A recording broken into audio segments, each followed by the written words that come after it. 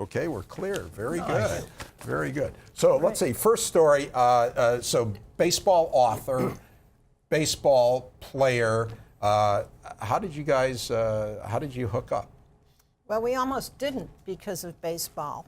It was '79, and I was kind of taking a vacation from dating. And he was single and the good friend of a man who was dating a good friend of mine. And they kept trying to get us together because they said, you'd be perfect. He played for the Angels, and you're always taking your kids to the Angel games. What could be better? And I said, no, not interested, but here's why. Jim Bouton wrote a book called Ball 4, and I had just read it. And it was kind of a tell-all about what ball players are really like. That locker room you were talking about. I thought, beyond the locker room, I thought, well, scratch that from my bucket list. I'll never go out with a ball player. And of course, the next guy who called was Dan. And he said, why won't you go out with me? I'm really a nice guy. So I thought, well, you know, I should give it a try because our friends were getting married and we were standing up for them. So we got together, and it was a hit as far as being friends. No pun intended. Yeah. No, he was No he was Texas really leaguer a nice guy. on solid line drive. No. You know, I could tell he was a kind man, and that was appealing. We had baseball in common, and I just thought, you know, we were friends first, and that's a much better way to start out. Okay, so that's how I got lucky. that's how you took- I almost turned him down. That's how you hooked up. Yeah. Let's and Dan. We didn't talk too much about it, but what happened after baseball? Well, first of all, you were at USC, big star USC, a bonus baby. Back then, they would like give you a bonus. How big a bonus did you get for? Well, let me signing? back up because big star. I was actually second string at SC. We won the College World Series. We went over to Hawaii, played the Japanese champions, and we had a really good team. We had 16 guys off of that team signed professional contracts. So I was even the second string first baseman. Well, side. second string first baseman, and 60 days later, I'm in the major leagues. So we had a pretty good team. Wow. So anyhow, so I got 30. Well, I was going to get 35,000 for the bonus, and I finally said, well, I have 5 more semesters of school to go.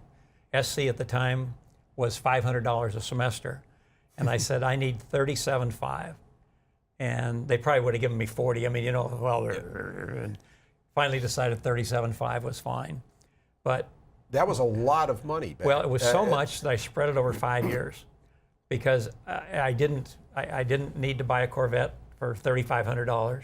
I didn't need to do a lot of things that some people did, so it allowed me to finish school in the off season. And I had enough money for 5 years. You said this was way more money than your dad ever made. My dad made $10,000 in a good year, and that was my objective. I wanted to make $10,000 a year. So with my bonus and with some income, the $800 a month, I was making $12,000. So you did well. You've done well in the real estate business, and some of the charity work you've done. You work with a charter school. Yeah, I've been involved with a charter school in the MacArthur Park area in LA. Started in 2000, and LA Unified is 600,000 plus kids, and charters were about 0.5% in 2000. So 17 years later, it's grown 32-fold. There's about 16% today, and we still have a long way to go. We've not done a good job with what we call traditional public schools. You know, charters are good or bad, and that's stupid. Charters are good and bad. Charters need to do a better job, period, but they also need to do a better job of working with the public school system, the traditional, and that's hard. There's a lot of challenges that make it where it's almost impossible to do, but our school, called Camino Nuevo, has done very well.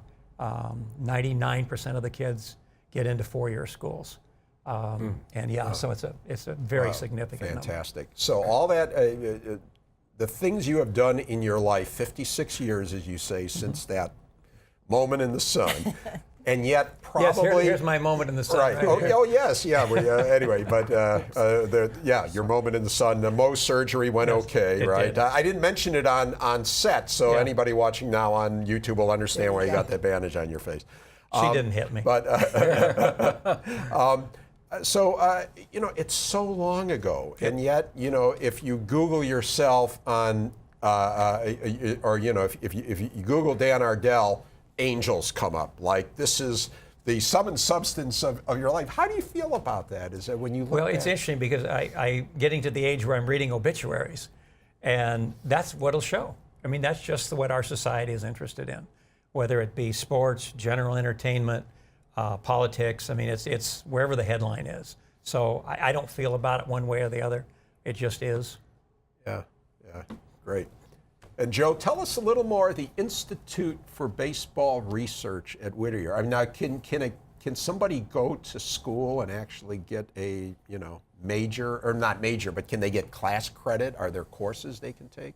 There are currently, I believe, 5 courses that deal substantially with baseball as cultural studies in one way or another, not the performance of baseball. That's a different issue that I was not good at. Neither was I. That was the problem. I admire cups of coffee. Yeah. The Institute for Baseball Studies was founded to provide resources for students to utilize in various courses. We've taken students to Puerto Rico a year ago to study baseball and religion in the Caribbean. Next January, we're taking students to Cuba to study baseball and religion. And you Cuba. teach baseball and religion, right? That's right. And I have a great fun doing it. Now, have you sung the national anthem outside the United States? In Puerto Rico, yes. Oh yeah. Okay, very That's cool. not outside the United States. No, but it's. But I did sing. Out of the 50, but it's in the territory. Well, It is. What is Puerto Rico? It is a territory. I sang for the Caguas Criollos, not knowing that I was going to be singing before I got to the ballpark. The host university there for my students a year ago had set it up with Alex Cora and Carlos Delgado to make it possible for me to sing Star Spangled Banner before the game. In English or in Spanish? In English. They had a Puerto Rican hymn that serves as basically the Puerto Rican anthem that was performed by an operatic singer before I sang. So I was just blessed to be on the field. Wow. So you can say you're an international performer. I happened to be in the Soviet Union when the coup occurred in 1991. And when I left the Soviet Union, I left Russia. And when we landed in Helsinki, I was so ecstatic. I got down, I kissed the tarmac, and I sang the Star Spangled Banner for the group that we were with because we were celebrating the freedom that we enjoyed. Okay, so like I say, international performer. One last thing, Gene, before we sign off. Let's talk about this picture. That's a pretty special photograph. Talk about that. It is. It was taken at Whittier College at the ball field in, I want to say, 1998 by Annie Leibovitz. And she was going around the country taking images of women who were doing something exemplary that she admired. And she got hold of Ila's story, and it's become an iconic photograph. And Ila was taken with her as a woman of accomplishment who was also incredibly kind and generous to her. And at that point in her life, she needed someone to look up to, and that became Annie. Wow. And in fact, this photo, there was an exhibition that Annie Leibovitz did at the Corcoran Gallery in Washington, D.C. Yes. And this was the marquee photo. If you pulled up and they're advertising this exhibition, this was the photo that was on the marquee. That was there. And Ila was flat broke at that point, and Annie called her and said, "Why haven't you RSVP'd? We invited you to this." And Ila said, I can't afford to go to Washington, D.C. So Annie paid for her and a friend to go, airfare, and nicest hotel Ila said she ever stayed in. And she got to meet Bill and Hillary Clinton. She got to meet many, many people that she was just, she said, "I'm not a celebrity hound, but I was impressed by all the people I met." Terrific. So it was a great experience. Great way to close it. We've come full circle. We've talked baseball, women in baseball, business of baseball, singing in baseball, one-hit wonders. I think we've done it all. Folks, thanks for coming on. It was great. Thank you, Rick. Thank you.